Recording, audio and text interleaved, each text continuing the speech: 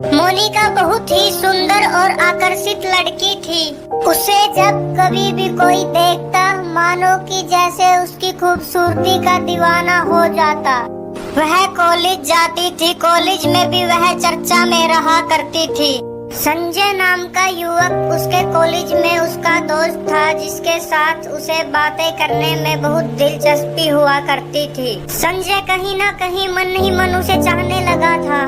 मोनिका का गांव बहुत ही पुराना पहाड़ियों में बसा हुआ गांव था, इसीलिए वह जंगल के रास्ते कॉलेज आती थी। उस जंगल में एक बहुत ही पुरानी हवेली थी, जिसमें से बहुत डरावनी आवाजें आती थी, इसलिए उसके अंदर कोई नहीं जाता था और जो कोई उसमें चला जाए वह कभी मुड़ के नहीं आया। कुछ लोगों का मानना था वह आत्माओं की हवेली है। एक दिन संजय मोनिका से बात करते हुए कहता है, अरे यार मोनिका, हमें कितने दिन हुए साथ कॉफी पिए, चलो आज साथ चलकर होटल में कॉफी पीते हैं। आज पहले ही कॉलेज की छुट्टी बहुत लेट हुई है संजय, आज नहीं किसी और दिन चलेंगे। तुम्हें तो मेरे रास्ते का पता ही है कितना खतरनाक है। मोनिका के मना करने के बाद भी संजय उसके पीछे पड़ा रहता है, जिसके कारण मोनिका को उसके साथ चलना पड़ता है। कॉफी पीते पीते मोनिका बहुत लेट हो जाती है। वह संजय को बोलती है, अब मैं जा रही हूँ, मेरा रास्ता ठीक नहीं है। शाम हो जाती है, अंधेरा भी छा जाता है। मोनिका अपने गांव उसी जंगल वाले रास्ते से जा रही होती है। मोनिका को बहुत सारी डरावनी आवाजें सुनाई देती है, लेकिन वह ध्यान ना देकर सीधे चलती रहती है। जब वह हवेली के पास से गुजर रही थी तो मोनिका को आभास होता है कि कोई उसका पीछा कर रहा है, पर वह पीछे मुड़कर नहीं देखती है, सीधे चलती रहती है। पीछे से भूतनी उसे बोलती है,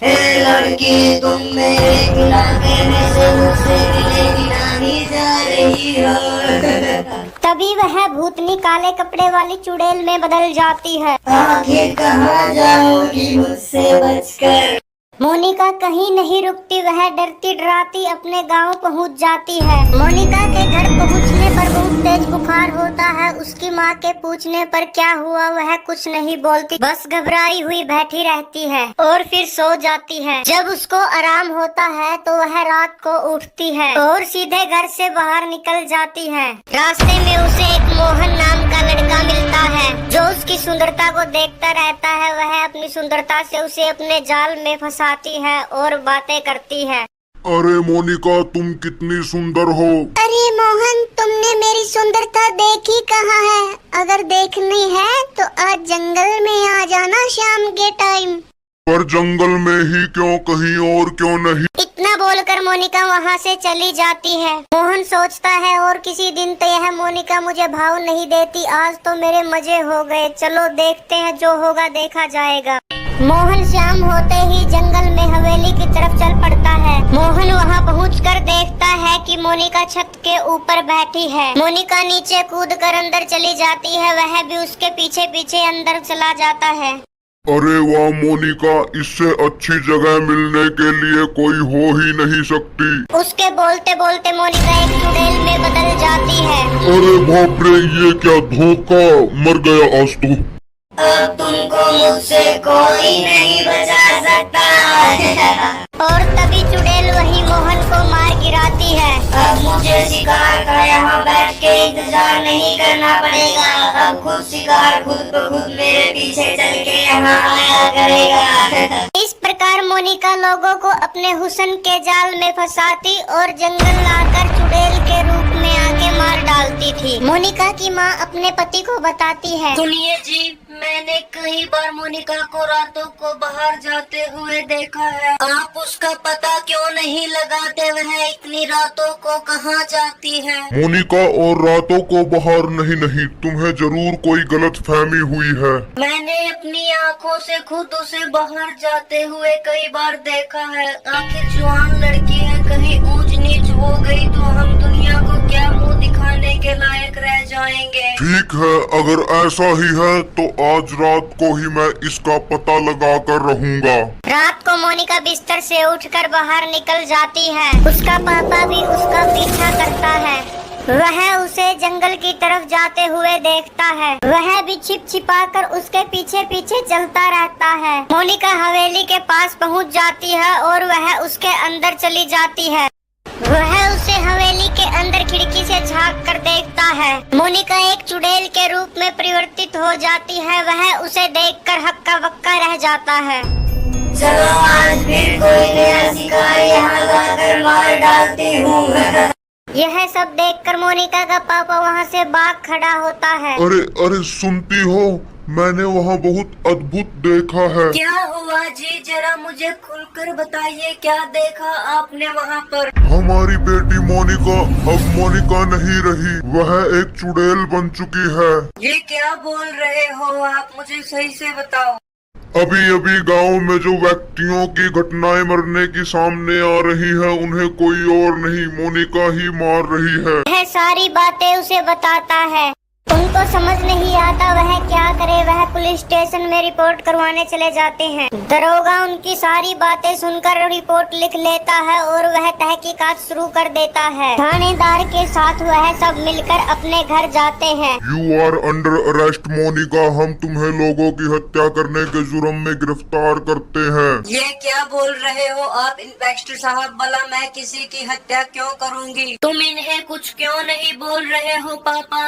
ये सही बोल रहा है, मैंने खुद तुम्हें चुड़ैल के रूप में देखा है। अब चुपचाप पुलिस स्टेशन चलो, वरना हवलदार को बोलकर झूठ कर ले जाएंगे। पुलिस वाला मोनिका को जेल ले जाकर जेल में कैद कर देता है। रात होते ही हवेली वाली आत्मा मोनिका के अंदर प्रवेश कर जाती है। नहीं छोड़ूंगी, अब मैं यहाँ किसी पुलिस वाले को जिंदा नहीं छोड़ूंगी।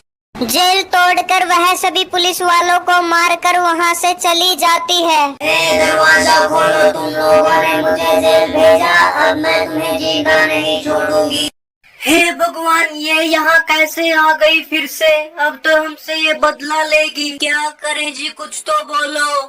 मैं क्या कर सकता हूँ, जब तक ये नहीं जाती कहीं छिप जाते हैं। सुबह होने को होती है। जब वह लोग दरवाजा नहीं खोलते तो वह फिर संजय के घर चली जाती है। संजय, संजय दरवाजा खोलो। अरे मोनिका, तुम इतनी सुबह सुबह मेरे घर पे कैसे? सब ठीक ठाक तो है? हाँ सब ठीक ठाक है संजय। मेरे मम्मी पापा मेरे मामा के घर गए हैं। मैं घर पे अकेली थी तो सोचा तुम्हारे घर आ जाऊं। ये तो तुमने बहुत अच्छा किया, मेरा भी मन नहीं लग रहा था। चलो अंदर आओ।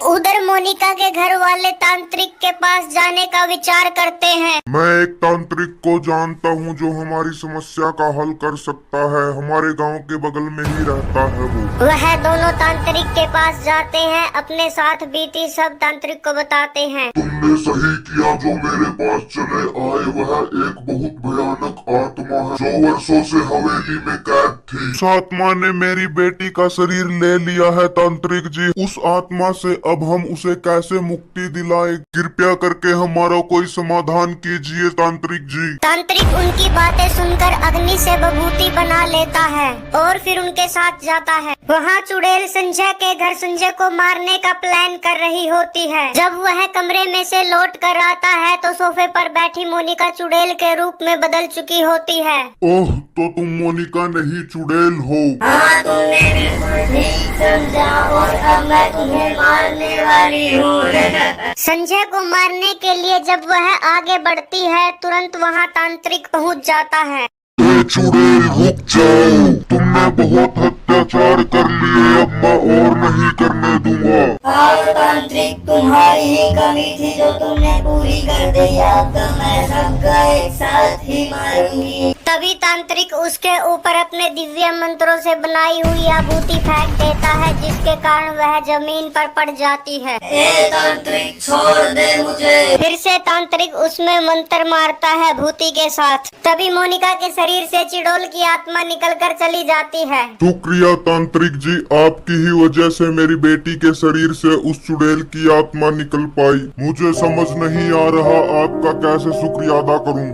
अब आप अपनी बेटी को यहाँ से ले जाओ। अब कभी वह आत्मा आपकी बेटी को नहीं छू सकती। मोनिका के घर वाले इस प्रकार फिर उसे अपने घर ले जाते हैं।